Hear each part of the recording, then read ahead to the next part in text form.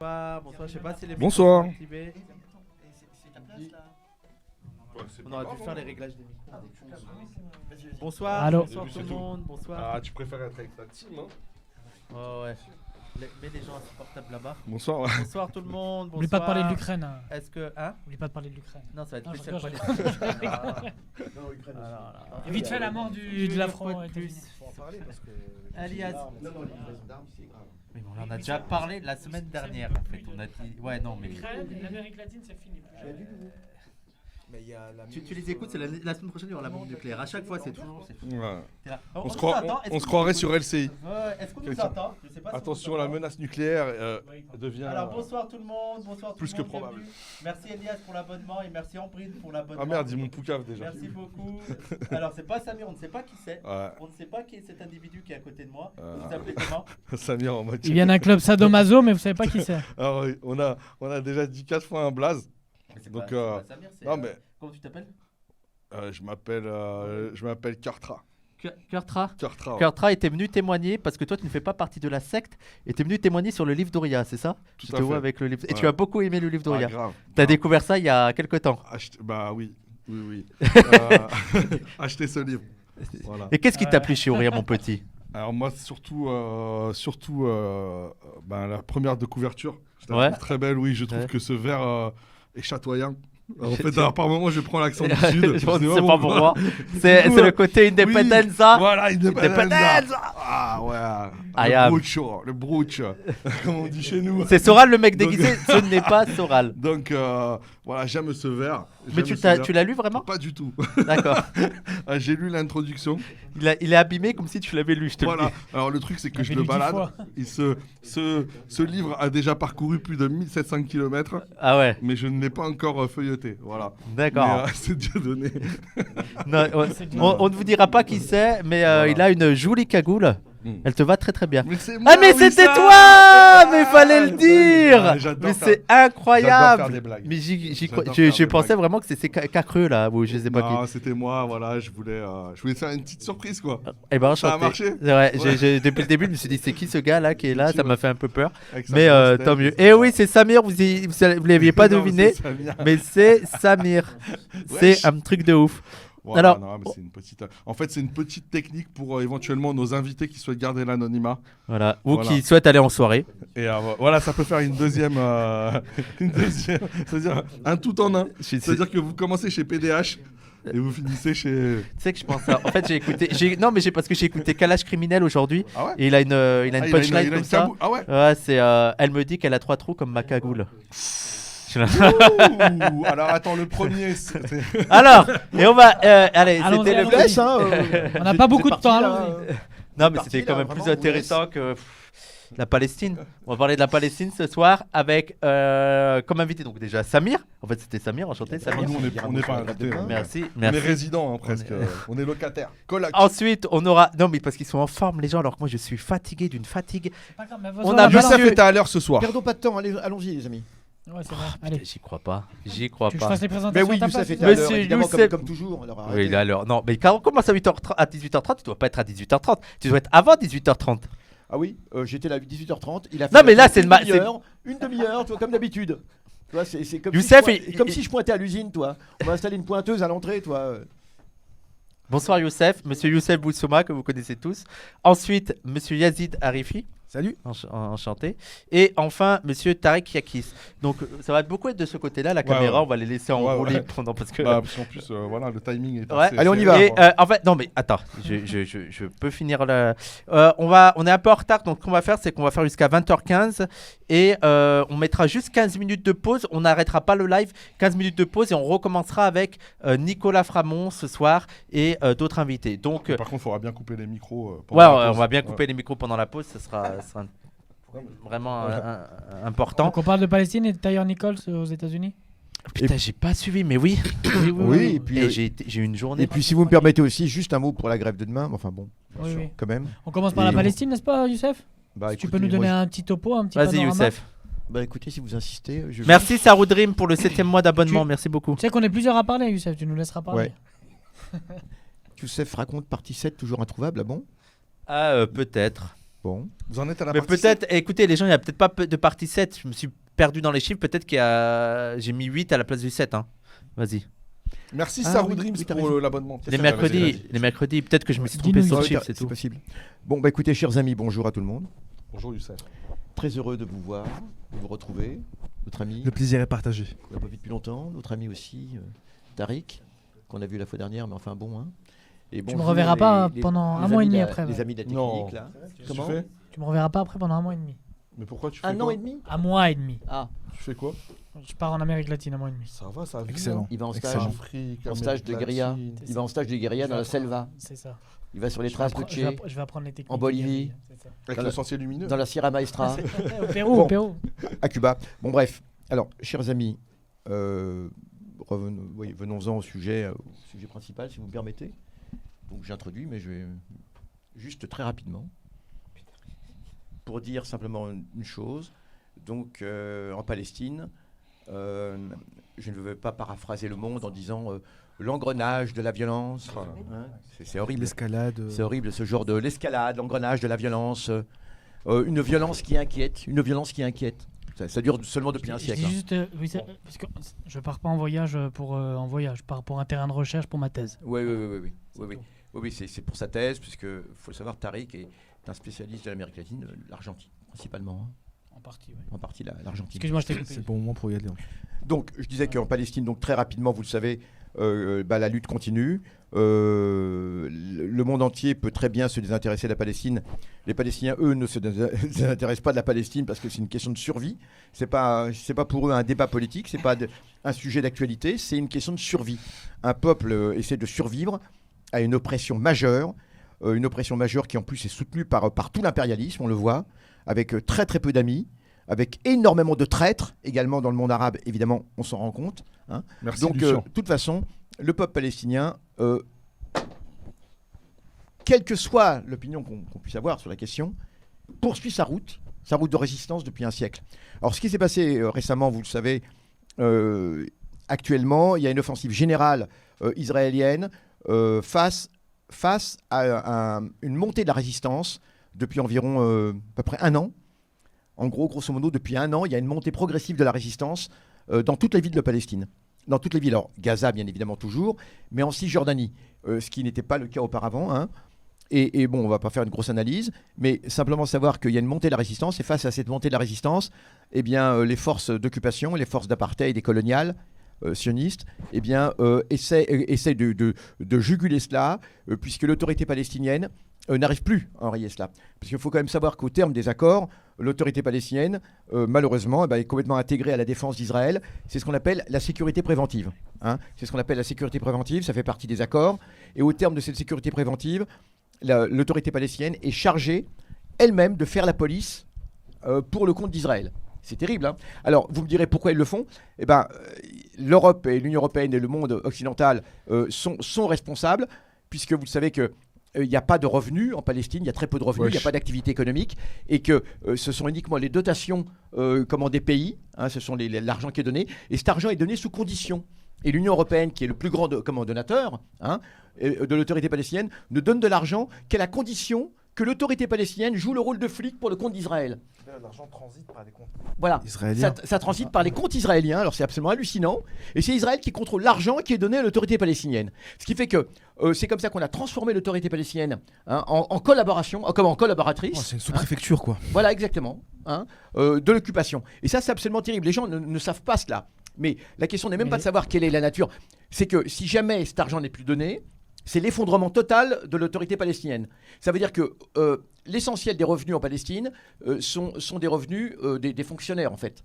Hein, des fonctionnaires de l'autorité. Et un salaire nourrit 2-3 familles, facilement. Hein, c'est comme ça que ça se passe. D'accord ? Et donc, ça veut dire que si ces salaires ne sont plus versés, c'est l'effondrement total. Voilà. Donc, d'ailleurs, il faudrait même qu'on consacre une émission D'où le spéciale fait que aux finances de l'autorité palestinienne pour bien comprendre ce qui se passe. C'est un chantage que l'Union européenne exerce. Ça veut dire, eh bien, prenez ça ou sinon vous allez crever. Et le droit, on s'en fiche complètement. L'Union européenne, qui normalement est chargée hein, de respecter le droit international, de faire appliquer le droit international, notamment l'accord d'association qui lie l'Union européenne à Israël, et qui est complètement sous-tendu par le respect des droits de l'homme, Eh bien, cet accord d'association qui rapporte beaucoup d'argent à Israël, puisqu'il n'y a pas de droit de douane, c'est ça l'accord d'association. Il n'y a pas de droit de douane. Libre-échange, quoi. Voilà, parce que l'Union européenne est le premier partenaire d'Israël, c'est pas les États-Unis, hein. Et de très loin, c'est l'Union européenne. Eh bien, ces droits de douane que Israël ne paye pas, en fait, c'est des sommes colossales qu'Israël récupère comme cela. Par le fait qu'effectivement il y a cet accord d'association. Mais Et d'où le donc, fait ça que a aussi les marché. Palestiniens se détournent complètement de l'autorité palestinienne, qu'elle n'a plus aucune légitimité démocratique, Voilà. qu'elle enferme, qu'elle réprime Voilà. ses opposants, Et voilà. et que finalement, soit ils se réfugient entre guillemets, mais dans les rangs du Hamas, soit dans des actions un peu solitaires qu'on a pu le voir. Oui, c'est-à-dire qu'aujourd'hui ça va dans tous les sens, c'est qu'il y a plus. Alors très rapidement, il y a des organisations, également en Cisjordanie, elles sont toutes clandestines. Il y a l'équivalent des organisations qu'il y a à Gaza, on les retrouve en Cisjordanie, mais elles sont toutes clandestines évidemment, et elles sont pourchassées aussi bien par Israël ça, le que par doublement. l'autorité palestinienne. Mais comme l'autorité palestinienne n'arrive plus à juguler cette montée de la résistance, dans toutes les villes, les grandes villes de Cisjordanie, hein, Toul-Karem, Naplouse, Jénine, etc., eh bien, dans le cœur des villes, dans ce qu'on appelle les casbahs habituellement, hein, le cœur des villes, dans les vieilles villes, eh bien, des jeunes s'organisent de toutes les organisations, donc c'est trans-organisation, c'est ça qui est très bien, hein, de toutes les organisations, par-delà les barrières partidaires, s'organisent et font ce qui s'est passé à Naplouse. Ce qu'on a appelé la fosse au lion, je ne sais pas si vous avez vu, c'est-à-dire que tous ces jeunes s'organisent, ont des armes, prennent des armes et résistent à Israël comme ça, ils constituent des noyaux. Israël voit bien le danger parce qu'il est en train de se constituer actuellement une nouvelle entre guillemets armée de résistance complètement improvisée, et l'immense majorité ce sont des jeunes, et même parfois très jeunes, et qui sont en armes, il y a des armes, et on les voit, ils paradent, ils n'ont pas peur de parader, lors des obsèques, ils tirent en l'air, ils ont vraiment des armes, hein, et même parfois des armes lourdes, il y a aussi des fusils mitrailleurs, c'est pas rien, il y a des grenades, etc. Et face à cela, Israël a décidé de traiter ville par ville. Ce que la France faisait en Algérie pour juguler la résistance, c'était massif montagneux par massif montagneux, vous savez. Donc là, et c'est ce qui s'est passé donc jeudi dernier à Jénine, donc ils concentrent leurs forces, et Jénine qui est un bastion, il faut le savoir.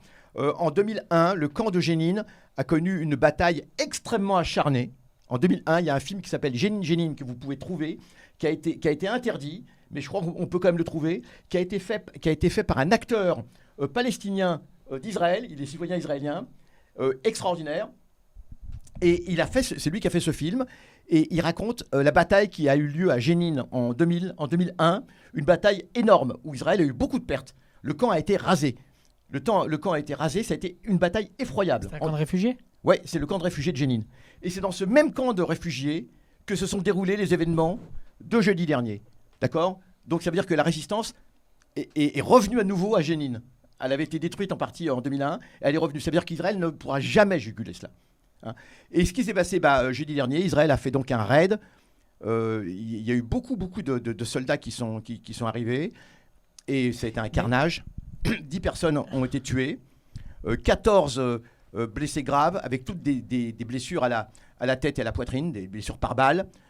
Une dame, une mère de famille d'une 50aine d'années a été tuée, 2 adolescents en même temps, 3 frères de la même famille ont été tués. Les 3 frères de la même famille ont été tués.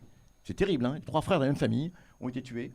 Et c'était tous des résistants. Ce qui était visé là, c'était surtout le djihad islamique en Palestine, qui est une des principales organisations. Alors je le dis à chaque fois, contrairement à ce que les gens pourraient penser, le djihad islamique en Palestine n'est pas du tout une organisation, on va dire, tête de pioche. Je veux dire, intégriste, etc. Justement. Oui, en France, ils le comparent à Daesh, c'est la preuve c'est qu'ils ont absolument mais rien compris. justement, le djihad. D'ailleurs, le djihad islamique s'oppose à Israël, contrairement à... Bon, bref. Oui, mais tu as tout à fait raison. Daesh qui ne s'oppose pas du tout à Israël, ça c'est un fait.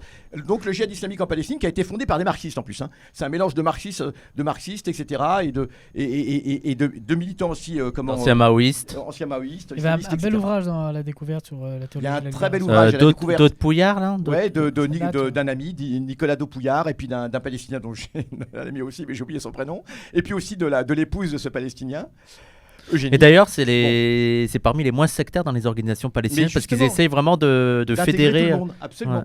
Ouais. Non, le djihad islamique en Palestine, comment le GIP, hein, le GIP est l'organisation la plus intéressante, paradoxalement aujourd'hui, qui n'est pas du tout, ça c'est mon opinion, qui est même meilleure encore que Hamas, hein, bien meilleure, qui est pas du tout tête de pioche ou voilà. Enfin bref. Sectaire. Alors, en tout cas, c'est tous des résistants, c'est pas à nous de choisir, de décider.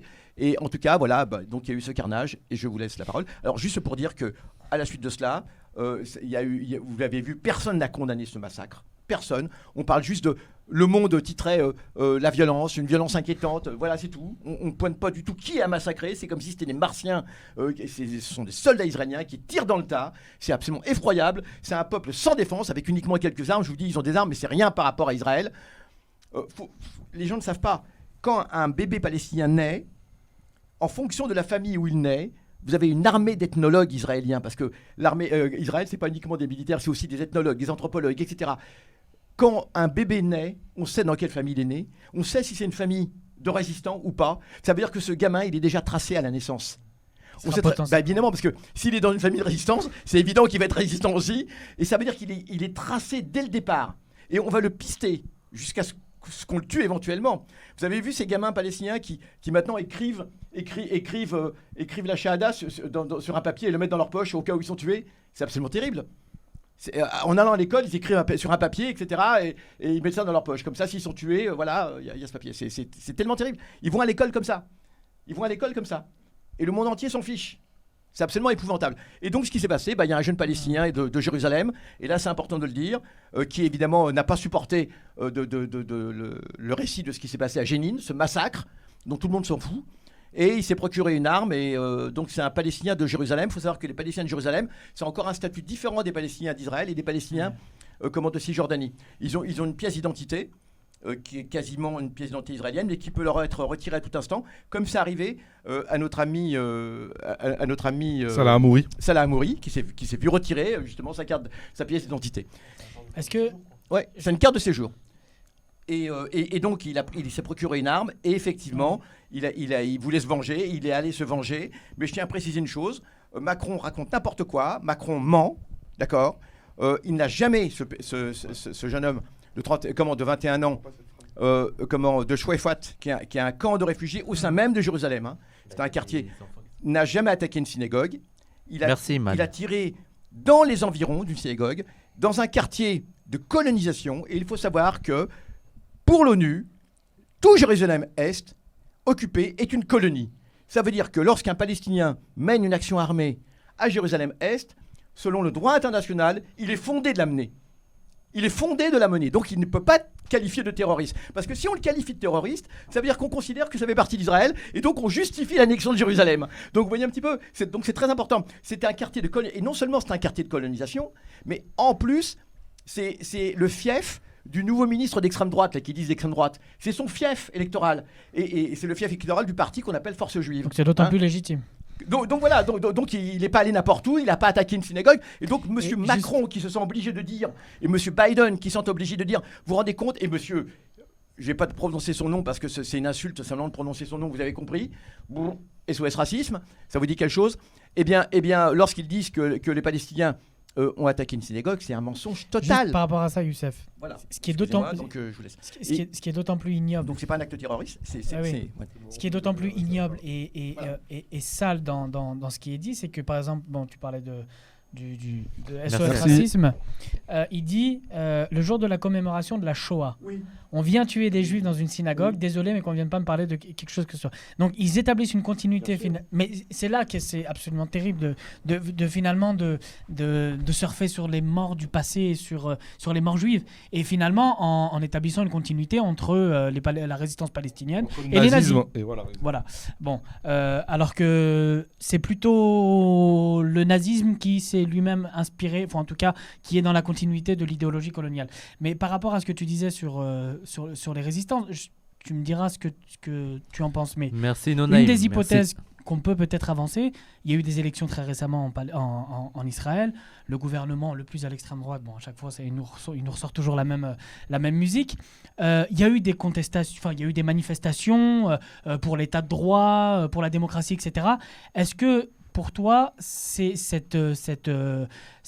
degré de violence qu'on vient d'atteindre là, avec des dizaines de morts, même si ça fait partie quand même d'une récurrence, il n'y a pas aussi l'idée pour le gouvernement israélien de renforcer une forme de pacte colonial, pacte racial, et de rassembler la population israélienne derrière un gouvernement et derrière cette unité nationale, et pour finalement mettre à bas tous les clivages politiques qu'il peut y avoir. Bien sûr, tu as dit les choses exactement.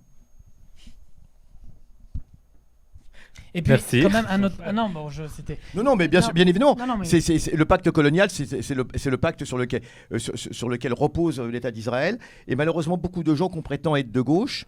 Alors, je ne vais pas citer quelqu'un en France, mais je vais quand même le citer. J'ai été très choqué par une personne qui s'appelle Dominique Vidal. Voilà, on a dit les choses. Qui Il était normalement temps. passe pour être pro-palestinien, mais qui, suite à l'action, s'est senti obligé de diffuser les photos de deux des victimes. Oui, nous sommes contre toute violence, on est bien d'accord. Hein.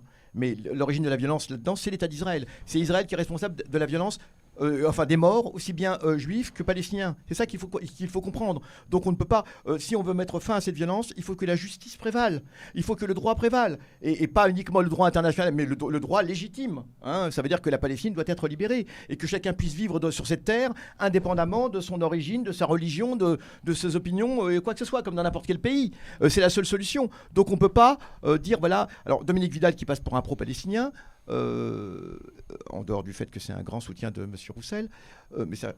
D'ailleurs, Roussel a condamné l'attaque. Ah bon? Bah, c'est. Regardez. C'est marrant parce que c'est incroyable. il avait été un soutien de Hamon à l'époque de. Ouais, il avait été un soutien. Alors il 2017. diffuse... Alors, oui, il diffuse... Non, c'est surtout l'adversaire de Mélenchon. En Il vrai. diffuse... Bien sûr, bien évidemment. C'est ça le fond du truc. C'est ça le fond du truc. Et il diffuse des photos de deux des victimes du quartier de Neve Yaakov. C'est le quartier de Neve Yaakov, le quartier où il y a eu l'attaque. D'un air de dire, regardez, c'est terrible. Oui, mais nous compatissons.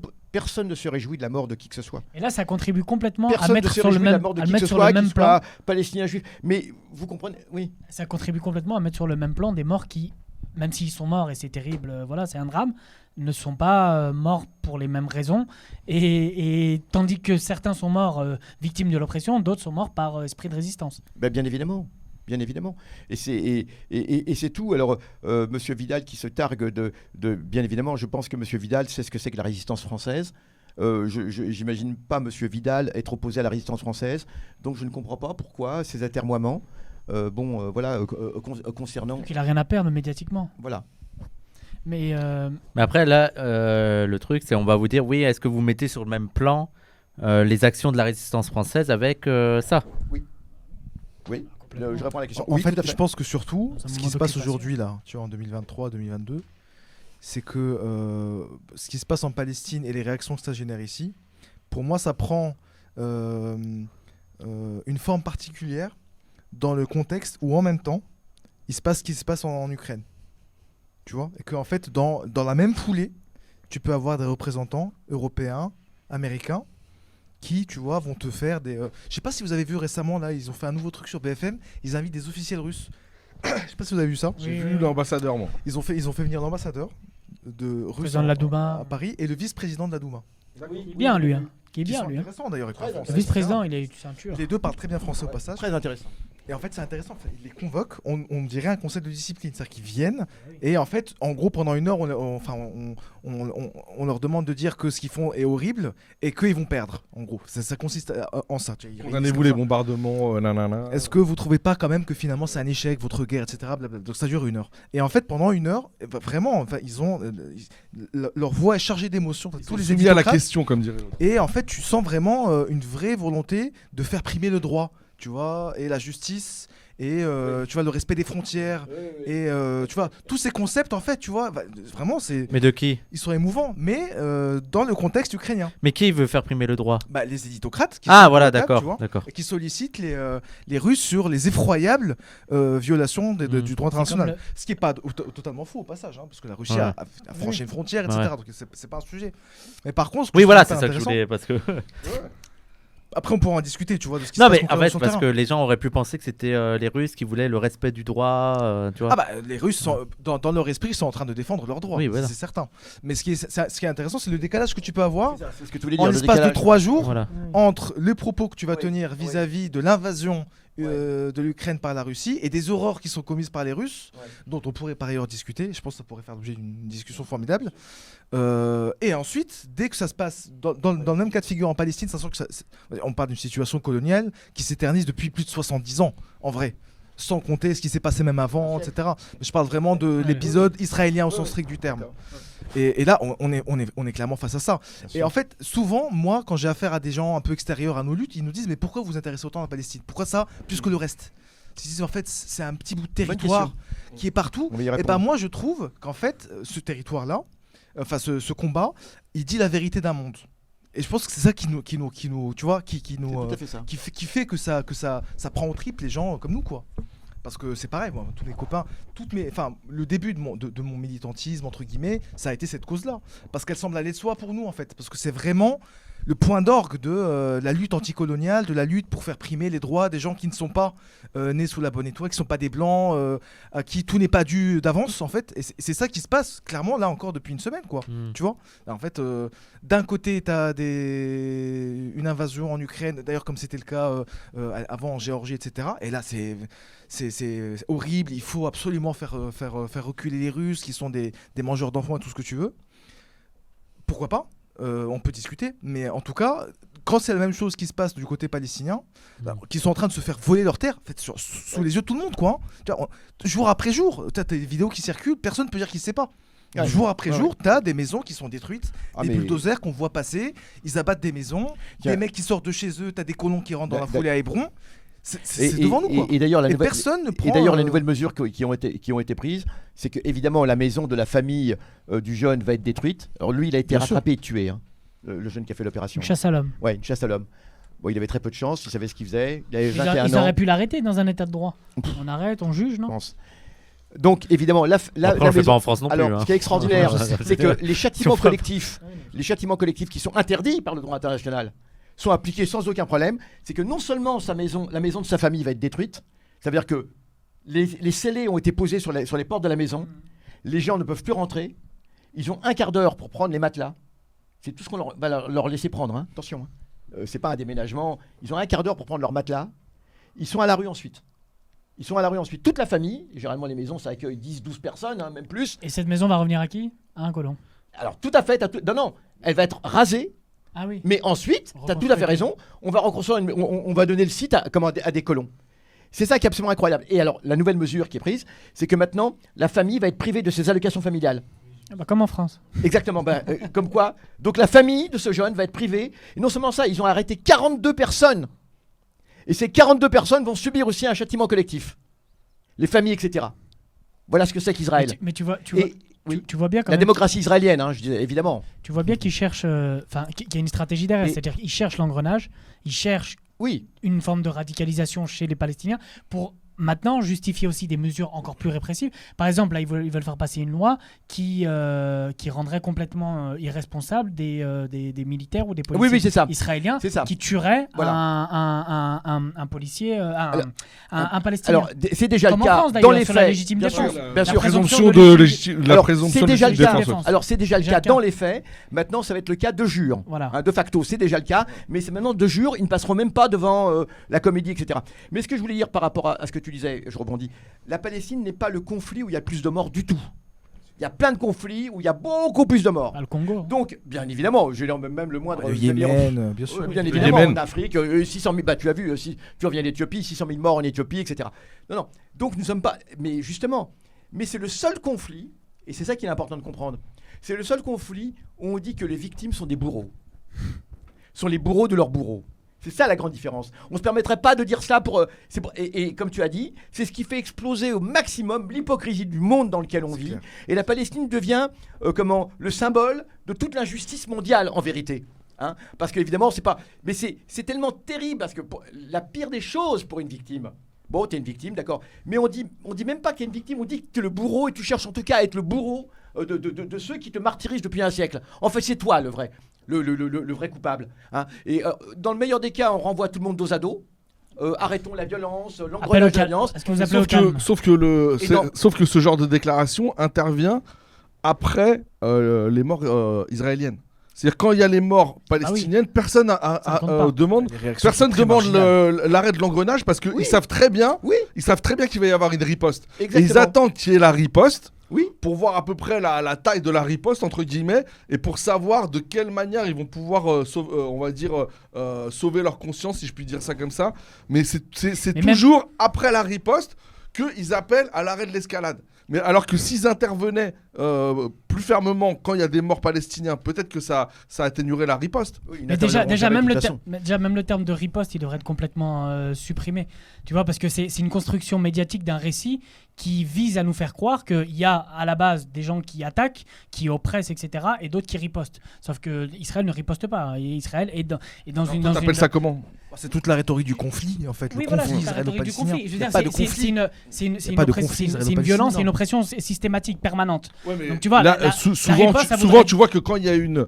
Là, franchement, là, je suis là pour apprendre aussi. Non, mais je veux dire que quand il y a une action violente assez, on va dire, massive de la part des Palestiniens, d'une personne, d'un groupe, etc., souvent il y a une réponse. Enfin, je sais pas comment on doit appeler ça. Je sais pas comment. Non, ce que je veux dire, moi, j'ai appelé ça riposte.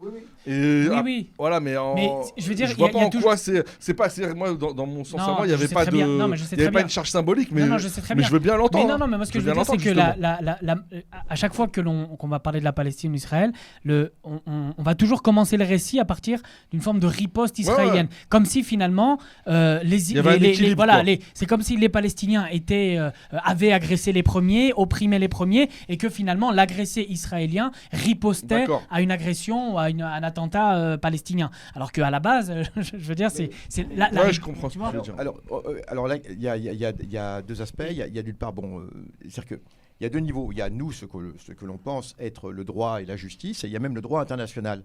C'est que là, on est en deçà du droit international. C'est-à-dire que le droit international n'est même pas respecté. Donc on ne parle même pas de nous, ce qu'on peut estimer être la légitimité, qui est la libération de toute la Palestine, du fleuve à la mer, du Jourdain à la Méditerranée, d'accord ? Mais même le droit international n'est même plus respecté, devient un obstacle. Et plus personne ne le... Alors c'est pour ça que tu avais tout à fait raison. On nous serine le droit international pour l'Ukraine, etc., etc. Comment imaginer que juste à côté, mais on le piétine sans aucun problème concernant les Palestiniens, et personne ne dit, mais attends, il y a une aporie là-dedans, il y a un problème là, je comprends pas là. Faudrait qu'on m'explique. Il y a quelque chose qui cloche. Il y a un peuple de trop là. Il y a un peuple de trop. Il y a un peuple dont on veut se débarrasser. Vous savez très bien ce qu'Israël fait. Vous savez très bien qu'Israël va se débarrasser du peuple palestinien. Et vous laissez faire. Et vous, c'est pour ça que moi je ne supporte pas. Je le dis franchement. C'est pour ça que je ne supporte pas sur Facebook les gens qui nous serinent avec l'Ukraine. Alors je le dis, ils m'écoutent peut-être. Je ne supporte pas.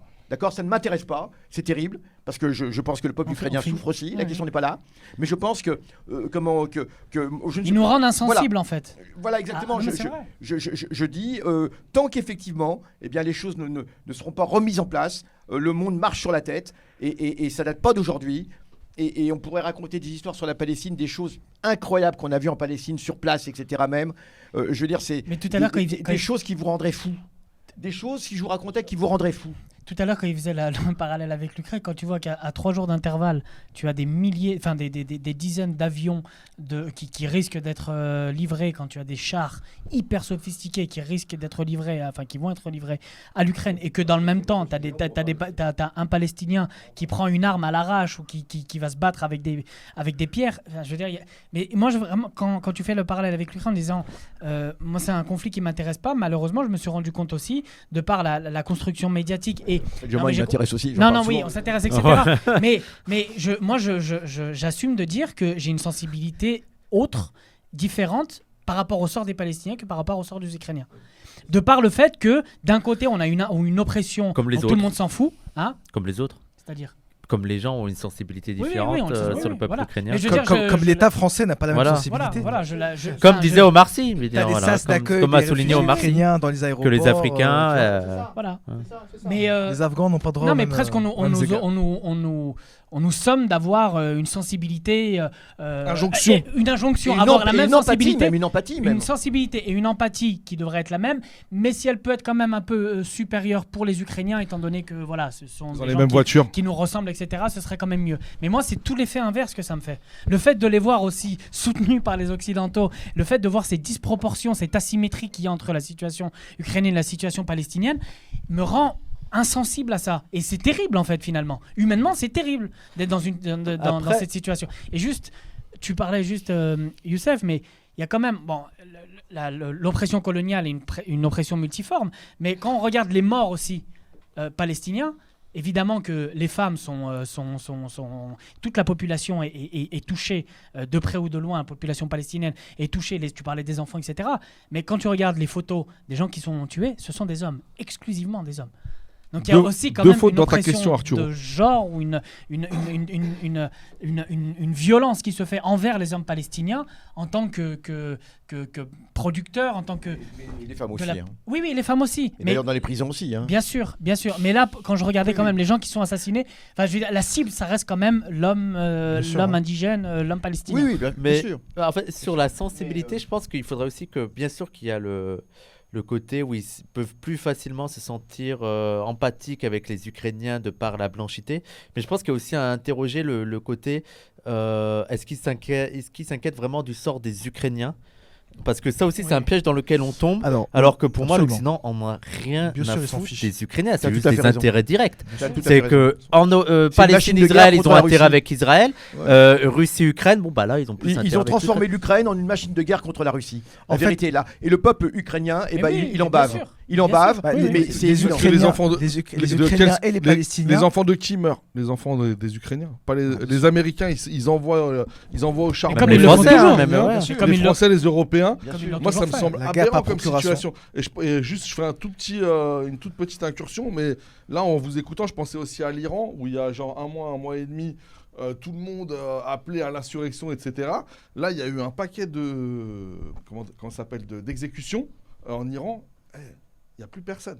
C'est-à-dire quand ça passe de la théorie à la pratique, c'est-à-dire quand il y a des personnes qui se font...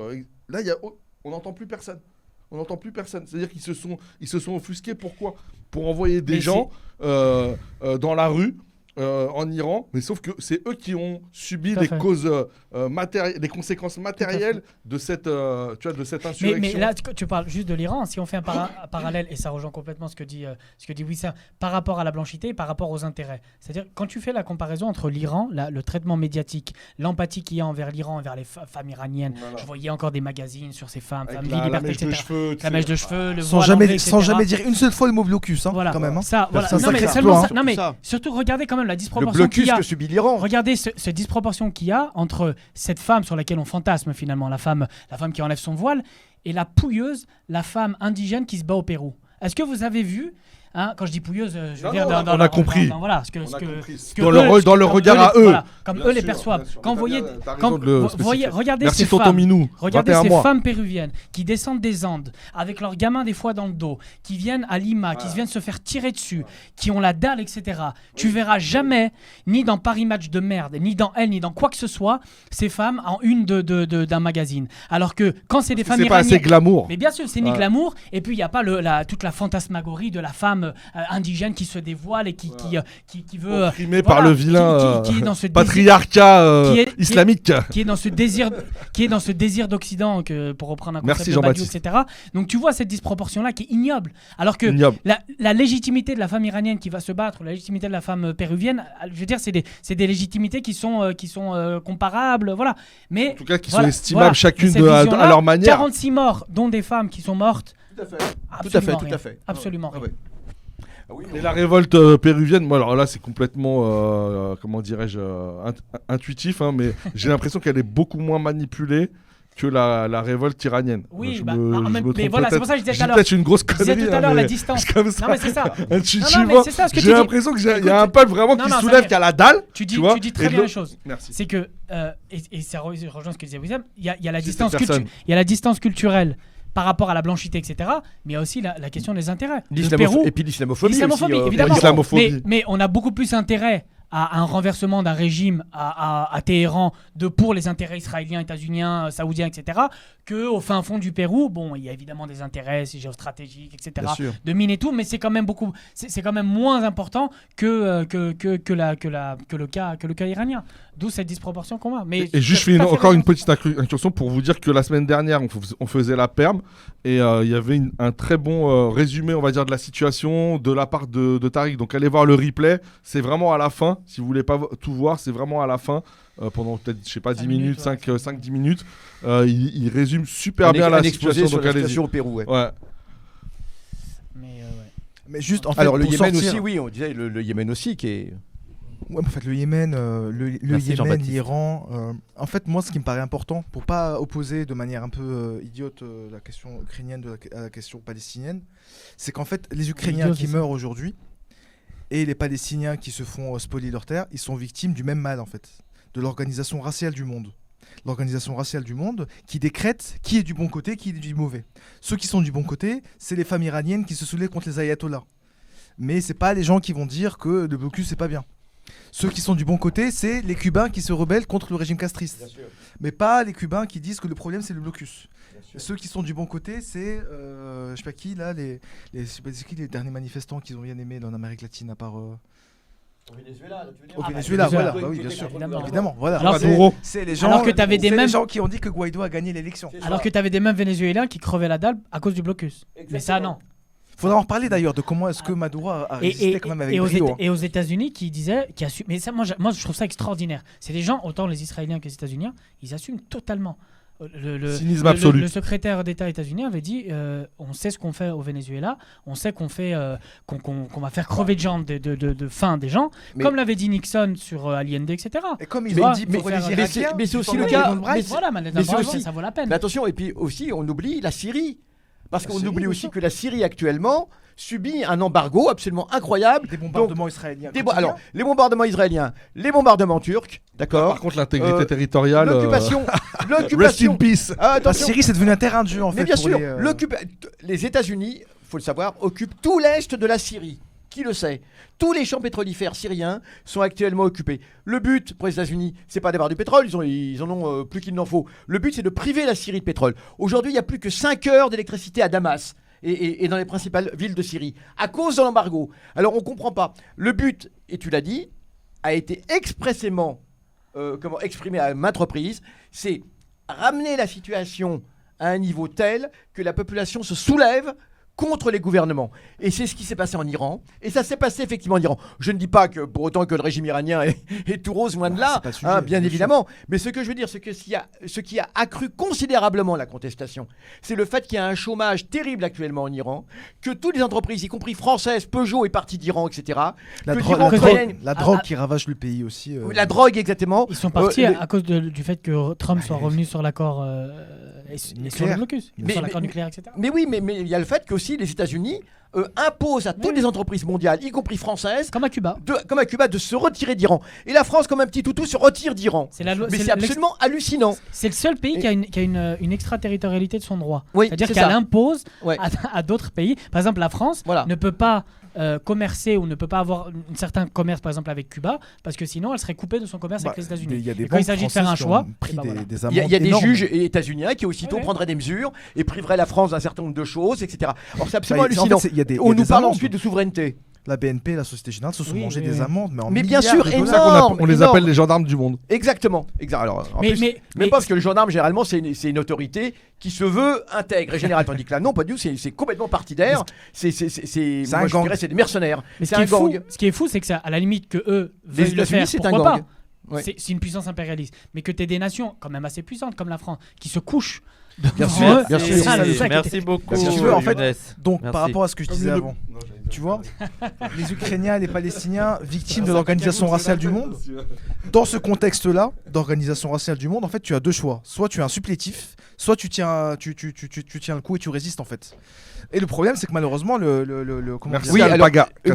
mesures qui ont été prises contre la Russie, ça revient aussi à ça. Mais ce que je veux dire, c'est que l'Iran, on va dire que, ok, la Russie a envahi l'Ukraine.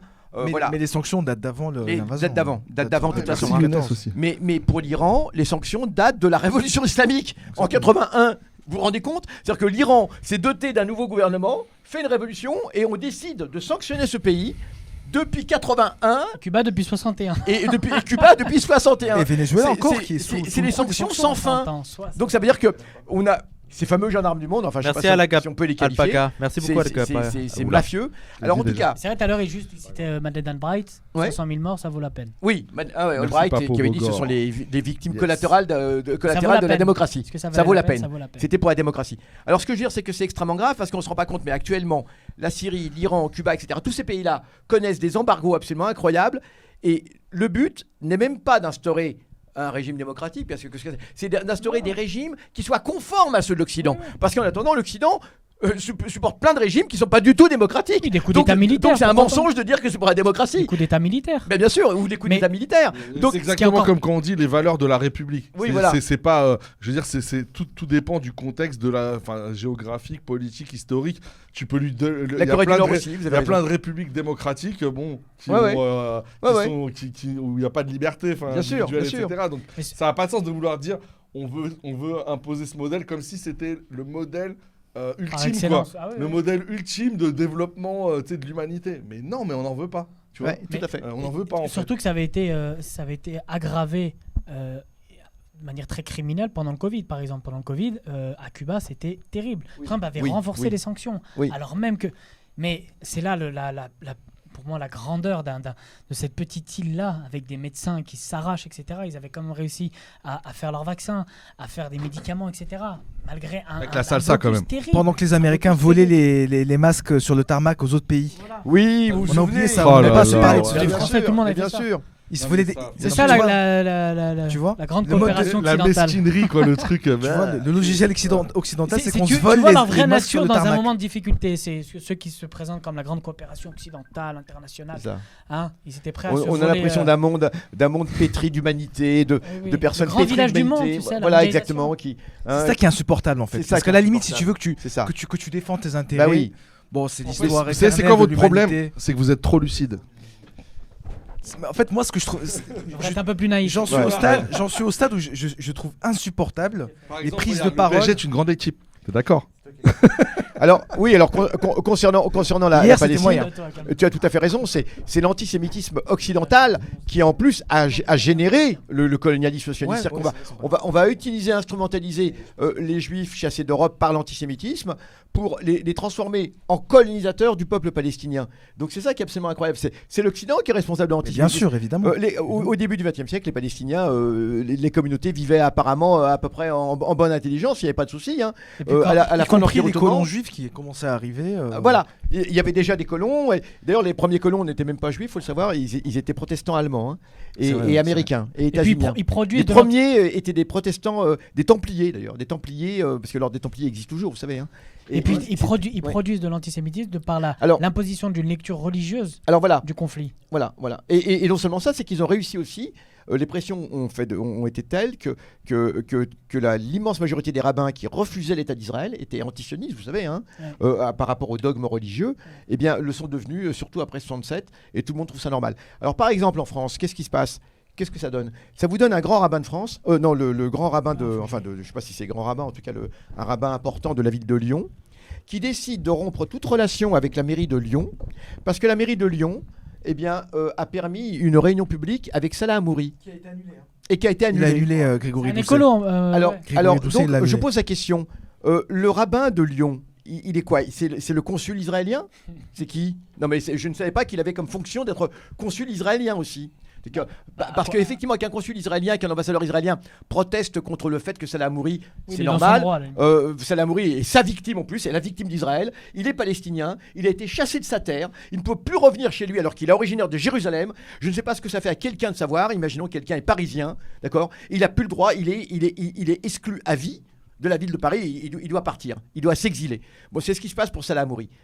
Et le grand rabbin de Lyon, non, il trouve que c'est pas assez. Il trouve que c'est pas assez et il trouve qu'en plus on doit l'empêcher de parler, Salah Hamouri. Alors non seulement il a été exilé de sa ville, mais en plus on doit l'empêcher de parler. Alors c'est quoi cette confusion ? Et c'est pareil pour Corsia, pour le grand rabbin Corsia, parce qu'il a eu des mots très problématiques de soutien à Israël, et contre les musulmans également, je tiens à le dire aussi. Il y a un dossier là-dessus. Merci, il s'est même fait le défenseur de M. Onfray, parce qu'il protestait contre le fait que le recteur de la mosquée de Paris ait porté plainte contre Onfray. Hein, donc il a voulu être l'intermédiaire. Mais de quel droit il veut être l'intermédiaire avec Onfray? Il sait qui est Onfray? Ah oui, c'est clair. Le fredonnier antisémite. Alors voilà, donc c'est cette confusion qu'il y a entre le religieux et le politique. Mais certains ont un poids. Et c'est extrêmement grave. Quand tu vois le poids. Extrêmement grave. Quand tu vois le poids. Par contre, quand un musulman va sembler donner une opinion politique, on va dire faut surtout pas mélanger la politique et la religion. Mais par contre, le grand rabbin de Paris, le grand rabbin de France, quand tu te souviens le fait quotidiennement. L'islam politique, on nous parle toute la journée de l'islam politique. Bien sûr. Tu vois. Quand tu te souviens de la prière qu'avait faite devant les caméras Meir Habib après avoir été élu, imagine-toi un musulman qui va prier après avoir été élu. Là, on lui dirait mais vous choisissez soit la République, soit l'islam. Il y a pas moyen. Bien sûr. Bon, les amis, je vais devoir vous laisser. Il est 50 ans. Tu voulais pas parler de... Ça parle beaucoup de Palestine. De Tyree Nichols. Non, mais c'est lui qui a... Non, mais... Si. Juste pour finir sur la Palestine, en fait, il faut juste que les gens de gauche là, qui se disent pro-palestiniens, il faut qu'ils arrêtent de dire 2 États, un État palestinien tout de suite.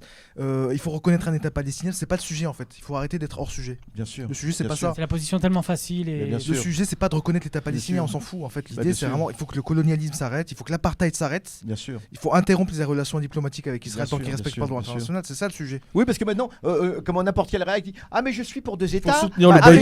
Il faut soutenir le boycott. Roussel, c'est ça. Roussel, c'est ça. Mais on est pour 2 États. Mais qu'est-ce que ça veut dire?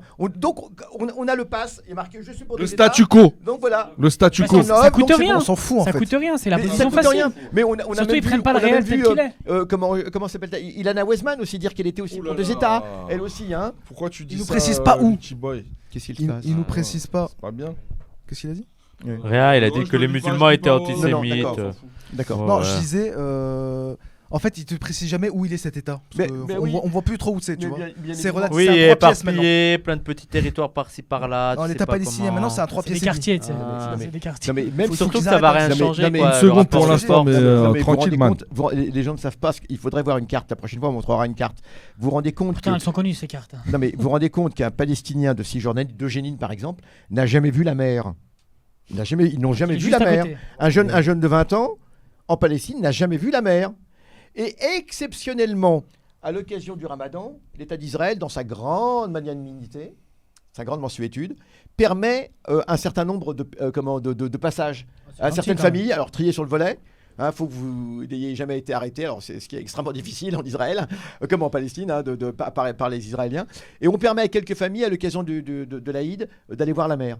Ils n'ont jamais vu. Vous savez qu'un jeune de 20 ans, et moi je l'ai vu en Palestine, n'a pas fait plus que 20 km dans sa vie.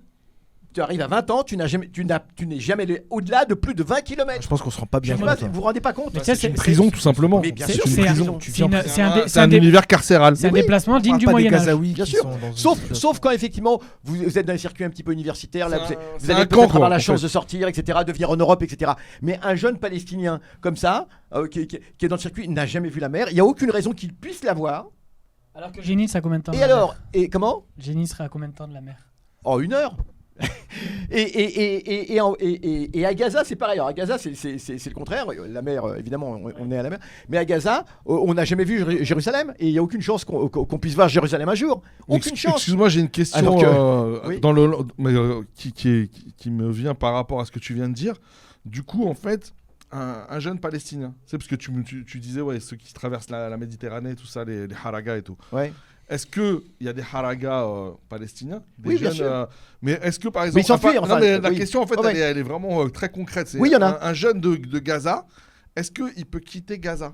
Non, c'est pas possible. Tu vas aller où? Mais c'est ça. C'est-à-dire qu'il pas en Égypte. Mais non. Tu peux pas sortir pour aller en Israël. C'est quoi? C'est 5000 qu'ils ont. C'est 5000 qu'ils ont pour la pêche au-delà, c'est contrôlé par les Israéliens. Oui, ils n'ont pas une prison, tu peux pas sortir. Alors les Palestiniens à Halaga, ce sont surtout des Palestiniens du Liban. Ce sont des Palestiniens du Liban, des Palestiniens de Syrie, etc. C'est pas tellement des Palestiniens de Cisjordanie, mais ils peuvent pas. Alors de toute façon, c'est sans retour. S'ils partent, c'est sans retour. S'ils partent, oui. C'est-à-dire que vous devez partir. Si vous quittez, vous devez le faire avec l'aval des autorités israéliennes. Parce que sinon, et d'ailleurs, je ne sais même pas si la loi a été revue, mais auparavant... Il faut leur demander l'autorisation. Oui, si vous restez un certain temps, il y avait des chances que vous ne puissiez pas revenir. C'est-à-dire que vous êtes assujetti à un temps, en plus. Vous ne pouvez pas partir comme ça, voyager dans le monde, revenir, tranquille. D'accord ? Et les papiers d'identité de l'autorité palestinienne sont supervisés par Israël. Bien sûr. En fait, ils sont supervisés par Israël. Et pareil pour Gaza. Sachez-le, Gaza aussi, c'est pareil. C'est que les papiers d'identité qui sont donnés par l'autorité, enfin à Gaza, de Hamas, d'accord, eh bien, doivent être aussi visés. Alors, évidemment, parce que s'ils ne le font pas, eh ben, la personne ne peut pas du tout voyager, ne peut rien faire, ne peut même pas avoir la chance. Surtout, c'est pas pour le plaisir, mais c'est pour se faire soigner. Parce qu'évidemment, il y a un grand manque. Alors, pour aller se faire soigner dans un hôpital en Israël, parce qu'on n'a pas le choix, et normalement la médecine est pour tout le monde, hein, et bien, c'est exceptionnel. Et beaucoup de Palestiniens ne peuvent pas se faire soigner et meurent de cancer ou de choses comme ça. Hein, parce que simplement, on ne veut pas leur donner de permis, etc. Je rebondis parce que dans le chat, il y a beaucoup de questions sur le boycott. Donc déjà, de savoir est-ce qu'il y a une efficacité du boycott, notamment de BDS. Est-ce qu'on a des données sur l'efficacité et puis il y en a un qui disait ouais, moi je buvais du coca, etc. Alors là, sur ce point-là, et après je te laisse la parole si tu veux, Youssef. En fait, le mouvement BDS, donc boycott, désinvestissement, sanctions, donc qui organise le boycott des produits, des services, enfin de tout ce qui émane, même culturellement, etc. d'Israël, dresse des listes en fait restreintes. C'est-à-dire que si on commence à vouloir tout boycotter, c'est juste impossible. Par contre, vous avez toujours une liste restreinte de 4 ou 5 ou 6 entreprises à boycotter, et du coup il faut que ce boycott se fasse de manière massive sur ces entreprises. Par exemple, là je sais que je crois qu'il y avait AXA notamment qui travaille beaucoup, Puma, AXA, voilà, Puma, et voilà, donc il y a quelques entreprises qui sont ciblées. C'est facile à trouver sur les pages sur les réseaux sociaux, etc. du BDS, notamment je nommerai, enfin je citerai Monira Moon, je crois, sur les réseaux qui travaillent énormément. Oui, alors c'est pas la peine comment Coca, etc. Ça c'est n'importe quoi. Hein. Non, BDS vise uniquement les entreprises d'État israéliennes. Et pareil au plan culturel, BDS va pas boycotter forcément tout artiste israélien. Non, c'est dès l'instant où il représente l'État, simplement. D'accord, hein. C'est important de le dire. C'est uniquement l'État. C'est l'État qui est visé. Donc c'est pas n'importe quel Israélien, etc. Bien évidemment. Hein. Et d'ailleurs, la preuve, c'est qu'il y a même beaucoup d'Israéliens, enfin beaucoup, pas assez malheureusement, mais il y a un certain nombre d'Israéliens qui soutiennent BDS. Il y a un certain nombre d'Israéliens qui soutiennent BDS, et donc voilà, donc ils soutiennent BDS sans connaissance de cause. Alors maintenant, comment l'efficacité de BDS? Oui, Israël est terriblement affecté. Alors peut-être pas complètement en termes économiques, mais en termes d'image. Je disais, oh là là, pour le Keyboy. Pour le quoi? S'il te plaît, Oh non, mais attends. D'accord, j'ai pas vu. On n'a pas vu. Pourquoi c'est toujours les plus débiles qui utilisent la carte des QI? C'est un truc tout. Vas-y. D'accord. Ok. Donc oui, il y a une grande efficacité à BDS en termes d'image. Je vous explique. Ça va pas forcément être directement en termes économiques, parce que malheureusement, l'économie israélienne se porte bien. Mais regardez bien à quel point c'est important. Parce que BDS permet de montrer le vrai visage d'Israël, d'accord ? Et si ce boycott est suivi, et il est de plus en plus suivi, et surtout aux États-Unis, il faut le savoir, il y a toute une fraction de la jeunesse, y compris de la jeunesse juive des États-Unis, qui soutient le boycott de BDS. Et ça, c'est une très bonne nouvelle sur les campus universitaires, d'accord ? Eh bien, ça veut dire quoi ? Ça veut dire qu'on n'investit pas dans un pays qui a une mauvaise image. L'image, c'est de l'argent. Bien sûr, c'est clair. Il faut bien comprendre que c'est de l'argent, une bonne image. D'ailleurs, on le voit bien. Dès l'instant où un pays remporte une compétition sportive, on dit toujours c'est très très bon pour l'économie, etc. Parce que l'image, c'est pas quelque chose d'anodin, c'est quelque chose qui soigne. Et quand une image est négative, eh bien cela va se répercuter sur l'économique, sur les investissements. On n'investit pas dans un pays qui a une mauvaise image. C'est pourquoi BDS est très très important. Et d'ailleurs, on a des entreprises, notamment en Scandinavie, suédoises, danoises, qui se sont retirées d'Israël. Ouais. Hein, on l'a vu aussi pendant la Coupe du Monde. Il y a des fonds, par exemple, qui se sont retirés, qui ont décidé de se retirer d'Israël, etc. Donc ça veut dire que c'est très efficace. Et Israël n'en parle pas, mais vous savez très bien qu'Israël a mis sur place une armée électronique pour lutter contre BDS. Faut le savoir, ça avait été annoncé à l'époque. Il y a toute une armée électronique qui a été mise sur place. Exactement, pour lutter contre BDS, diffuser des fausses informations, prétendre que BDS c'est antisémite, etc. Essayer de mêler aller sur des forums par exemple et diffuser des informations antisémites pour faire croire que ce sont des gens de BDS qui diffusent cela. Ce que les fachos d'ailleurs font aussi, l'extrême droite française fait aussi sur pas mal de forums, hein, pour créer la zizanie entre les populations. Merci Oni pour ton abonnement. Donc c'est très très important BDS, mais il faut bien suivre ça. Donc c'est pas un problème Coca, etc. Bon, moi j'en bois pas, mais si vous voulez boire du Coca, voilà. Il y a d'autres raisons jamais légitimes demandé de boycotter Coca-Cola. Si on en était là simplement, hein, voilà, il faut surtout suivre les directives de BDS. C'est l'État d'Israël qui est visé, les entreprises qui travaillent pour lui, et au plan culturel, eh bien ceux qui représentent l'État d'Israël. Donc c'est pas la culture, comme on le dit, hein, vous boycottez la culture, c'est ceux qui représentent l'État d'Israël. Ou qui vont en Israël pour se représenter. Alors voilà, oui, tu as tout à fait raison, des artistes qui vont en Israël, et ça c'est pas bien du tout, évidemment, c'est même très mal. Non, mais je me rappelle Gigi Chirac par exemple. Moi je me rappelle du temps de Comme l'apartheid. Bilal Hassani, les gens nous avaient critiqué parce qu'on critiquait Bilal Hassani. Ah oui, non mais qu'il était allé là-bas oui. à l'Eurovision et tout en Israël. Alors Jaffaden, la licence a été revendue aux Chinois. Jaffa. Ils ont créé Jaffaden, mais il a dit, ouais, il y a un truc. Alors oui, Jaffaden, bien sûr, c'est l'État d'Israël, Jaffaden. Mais il y a un truc, je crois qu'ils veulent revendre la licence, etc. Il y a une magouille. Mais en tout cas, Jaffaden, bien sûr. Faut pas consommer Jaffaden, bien sûr. On reviendra à ça dans les histoires du mercredi. Je reviendrai, si vous voulez, sur la création d'Israël avec les protestants, etc., les Templiers, tout ça. Les histoires du mercredi. En fait, juste pour finir sur le BDS, ce qui est important à avoir en tête, c'est que indépendamment en fait du chiffrage de l'impact, ce qui est important avec un mouvement comme ça, c'est que jamais les Israéliens ne pourront prétendre avoir un État normal. C'est ça en fait qui doit être l'objectif, tu vois. Tout à l'heure, il y a quelqu'un qui disait c'est quoi la solution ? Bah nous, à notre échelle, on n'a pas d'armes, on n'a pas beaucoup d'outils, si ce n'est celui de faire en sorte que les sociétés civiles doivent intervenir. De dénoncer et de contribuer à montrer la véritable image d'Israël. C'est la banalisation. C'est ça qui leur fait mal. Il ne faut pas que l'apartheid et le colonialisme israélien soient banalisés. C'est ça qui leur fait mal. Je parlais de la Coupe du Monde tout à l'heure et je trouve que là, ça leur a fait été mal. une victoire terrible sur le plan, je veux dire, de l'image, parce que c'est un événement mondial. Tout le monde a envie, a priori, de faire la fête. Alors, il faut savoir que les Russes étaient bannis de la Coupe du Monde. Évidemment. Hein, mais ce qui s'est passé, pour ceux qui ne l'avaient pas vu, c'est qu'il y a eu il y a des journalistes israéliens qui sont allés au Qatar donc, pour interviewer, etc. Et à chaque fois, ils se présentaient. C'est-à-dire, ils ressentaient le besoin de bien se présenter comme quoi ils étaient...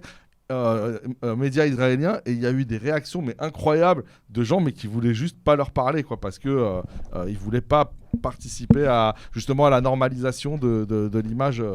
Je pense qu'il n'y a rien qui leur fait plus mal que ça, de sentir que en fait leur pays ne va pas en fait. Ils vivent dans un pays qui n'est pas un pays comme les autres. Des gens lambda, c'est-à-dire des gens lambda qui parce que le Qatar c'est pas non plus je veux dire c'est pas non plus un exemple de vertu, etc. Mais quand même, ça montre bien que même des gens qui sont là pour voir du foot, etc., qui n'ont pas forcément un degré de politisation très, très important, ils sont conscients de ça. Voilà, ils sont conscients de ça, exactement. La gauche doit se réveiller et afficher son soutien à BDS, pas juste pour les Palestiniens, mais pour tout mouvement de contestation.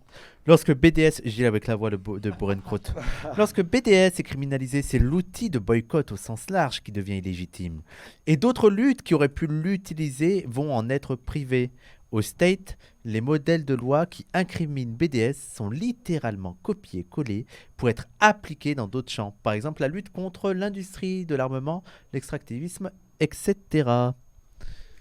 Ouais, après, faut pas non plus... Merci. Merci pour cette émission impeccable. Mais t'as pas de micro. C'est ça, non, je disais ouais pour Puma, oui bien sûr.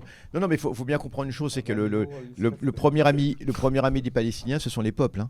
Ce sont les opinions publiques, ce sont les sociétés civiles, et c'est surtout... On l'a vu aussi avec le Maroc. Voilà, exactement. Voilà, parce que les joueurs marocains pendant la Coupe du Monde, ils ont tenu à plusieurs reprises à afficher leur soutien au peuple palestinien. Voilà. Et les peuples, ce ne sont pas les États. d'accord ? Il faut d'abord faire confiance au peuple, d'accord ? Et c'est sur les peuples que comptent les Palestiniens, parce que les États, les États, ce sont des monstres froids, et voilà, les raisons des États, c'est pas les raisons des peuples. Mais ce que je veux dire, c'est que les sociétés civiles peuvent beaucoup. Elles peuvent beaucoup parce qu'elles peuvent influer, et on a pas mal d'exemples, je pourrais citer des exemples, où des sociétés civiles ont réussi à imposer à des États des certain nombre de choses. Bon, je sais pas, il y a juste un exemple qui me passe par la tête avec l'Espagne.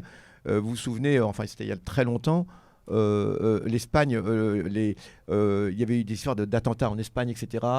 Et il y a eu des manifestations monstres pour que l'Espagne ne participe plus à je ne sais plus quelle coalition, etc. Bon, enfin, j'ai plus en tête. Mais bon, voilà, les sociétés civiles peuvent réellement faire beaucoup de choses. Ouais, c'est ça, je sais plus exactement ce que c'était.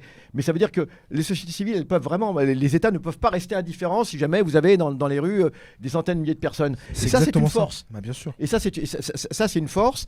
Et c'est sur cette force des peuples, des sociétés civiles, que comptent les peuples opprimés.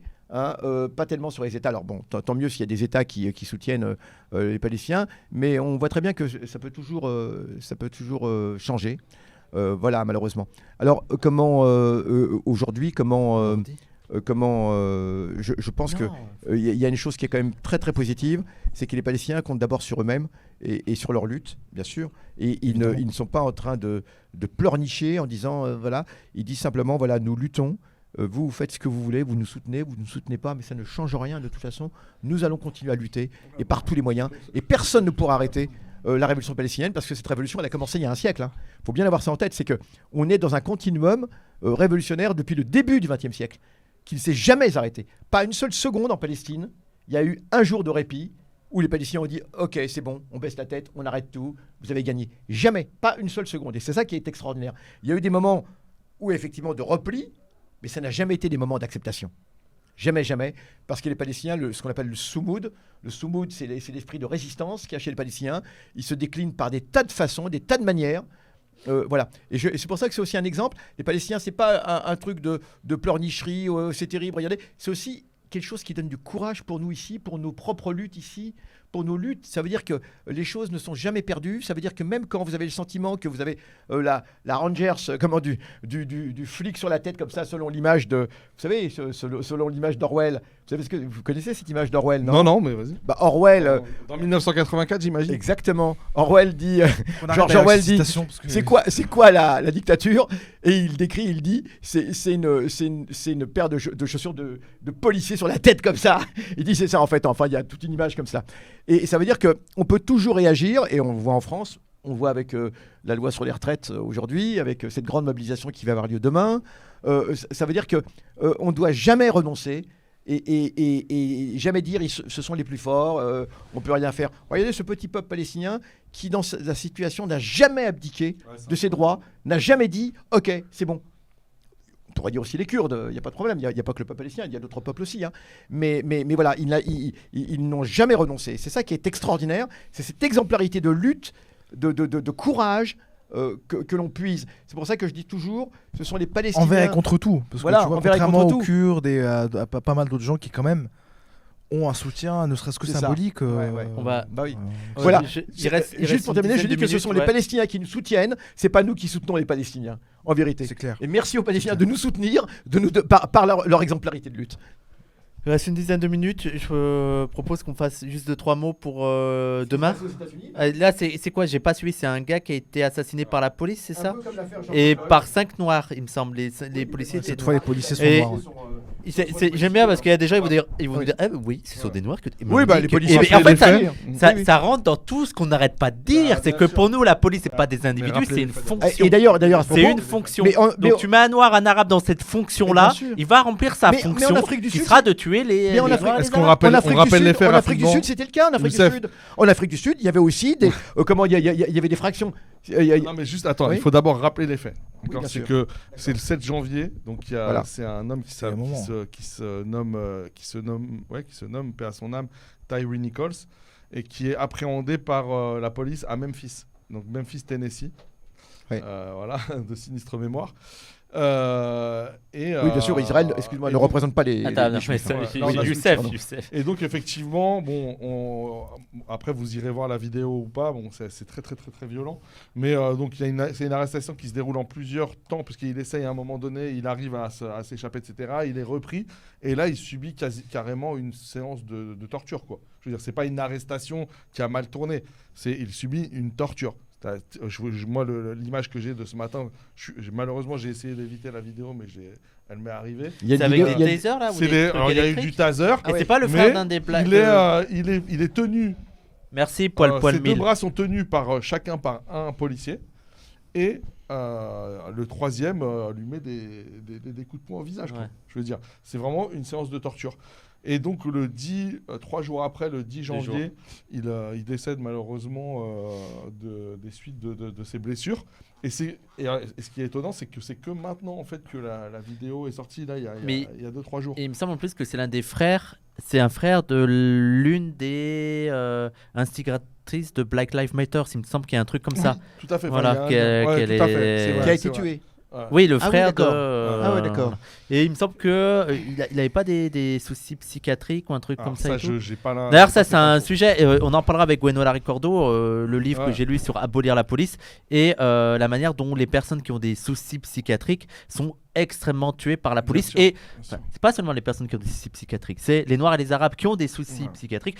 Et souvent, on découvre davantage des soucis psychiatriques quand ils sont tués par la police, mais aussi des gens qui ont des problèmes psychiatriques qui sont tués par la police. Et c'est davantage les Noirs et les Arabes. D'ailleurs, donc il faudra parler de ce sujet et aussi de comment ça se fait que beaucoup de Noirs et d'Arabes dans les quartiers populaires ont une tendance à avoir des troubles psychologiques, psychiques et tout. Ce sera des sujets abordés. Bien sûr. Et la dernière...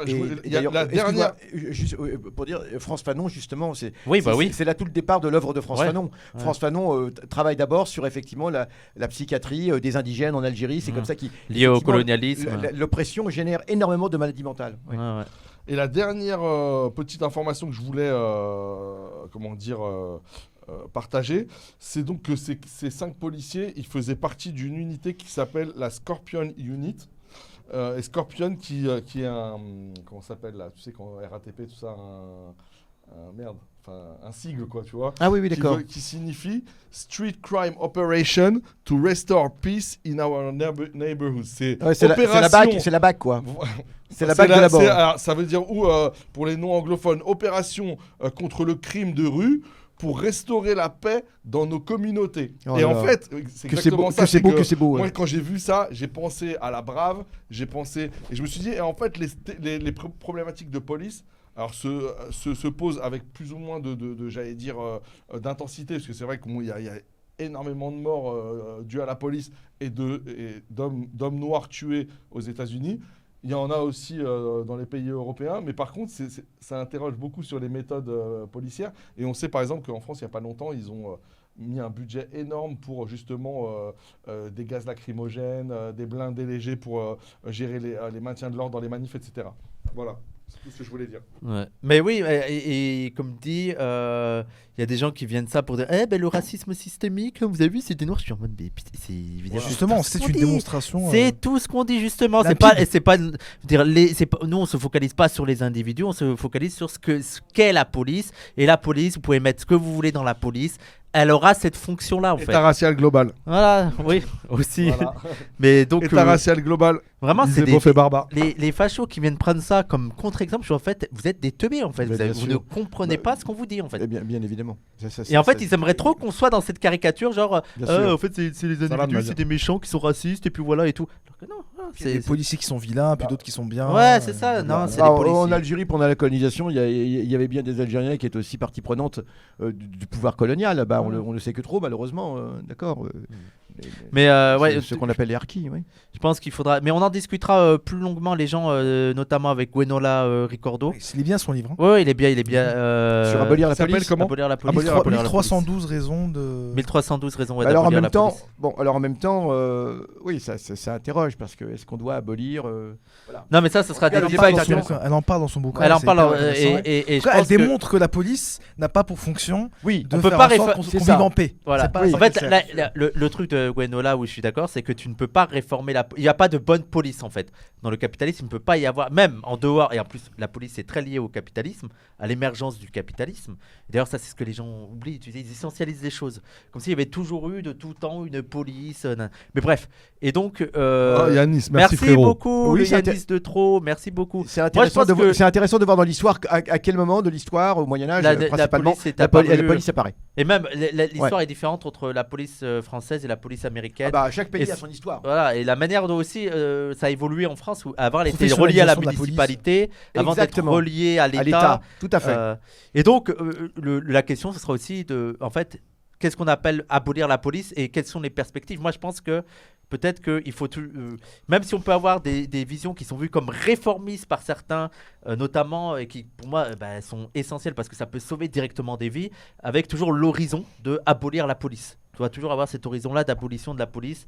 Mais ça sera... C'est une utopie, quoi. C'est une forme d'utopie, mais pas forcément une utopie. Non, mais quand je dis une utopie, pas dans le sens utopie, dans le sens ce truc qui se produira jamais, mais c'est comme dans le sens d'un horizon idéal qu'on souhaite atteindre, et on souhaite l'atteindre le plus vite possible, bien sûr.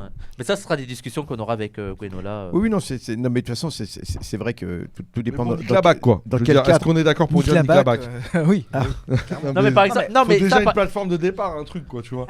Non, mais ça, j'invite d'ailleurs les gens à. Oui, alors la BAC, c'est surtout pas. Oui, c'est exactement l'antithèse de ce qu'on pourrait admettre comme étant une police. Oui, c'est vraiment. Mais justement, voilà, l'abolition de la police se fera par conséquence de la chute du capitalisme. Est-ce que les gens allaient lire le livre? Parce que moi, je vois des gens qui ont réagi sur Twitter.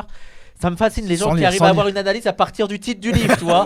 Genre, mais lisez le livre. Genre Eric Ciotti. Oui. Fermez vos gueules et allez lire le livre au lieu de. Parce qu'en fait, le livre, c'est plein d'articles de gens qui réfléchissent au problème et qui te montrent justement que quand on appelle abolition de la police, c'est pas seulement abolition de la police. Capital barbare, ça c'est la jurisprudence capitale barbare. J'ai pas compris. Capital, non, mais c'est pas capital barbare. Capital guerrier, pardon. Mais pourquoi j'ai pas compris? C'est la jurisprudence, c'est les gens qui, quand t'avais parlé du capital guerrier. Ah oui, d'accord, le livre, qui ont pas lu et qui ont déjà un avis sur le livre. Mais donc, eux, pour l'abolition de la police, ça va. Tu peux pas faire l'abolition de la police sans parler de l'abolition de plein de choses et notamment de l'État. De l'État. Ah oui, mais et là, il parle plus spécifiquement des prisons, par exemple. Il y a beaucoup de passages sur les prisons, sur la surveillance, l'armée, tout ce qui est enfermement. Voilà, tout ce qui est enfermement et tout ça. Donc ça sera des. Vous savez qu'en France, le nombre de détenus, il est en hausse constante et très importante. D'ailleurs, il pose une question très importante. On est à plus de 70 000 là. Tu sais ce que je te disais, il pose une question très importante où c'est vu comme une évolution, mais en fait, est-ce que c'est vraiment une évolution, par exemple, à la prison? Genre les bracelets électroniques.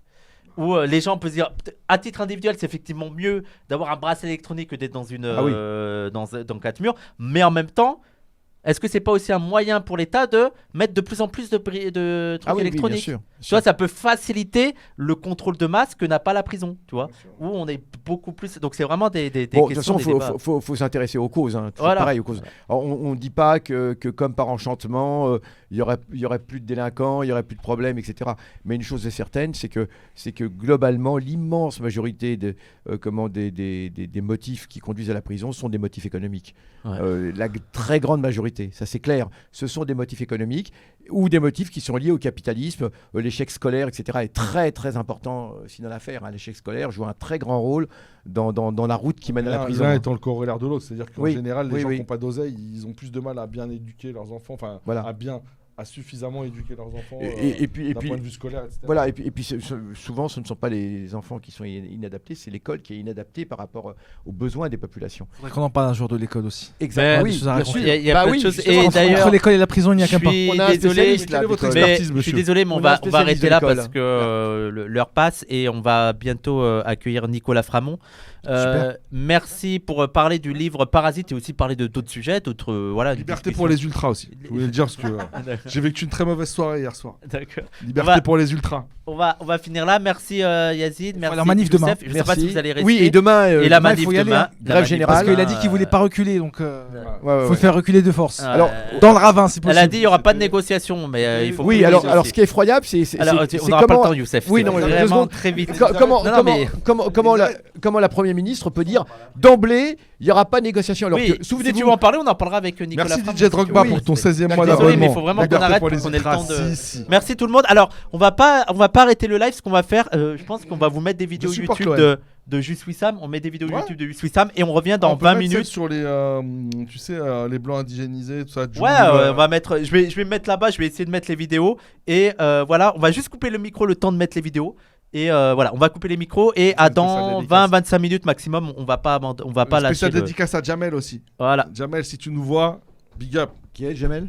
Notre Jamel. Ah, ok. Ouais. Pas de vous, il est au Maroc.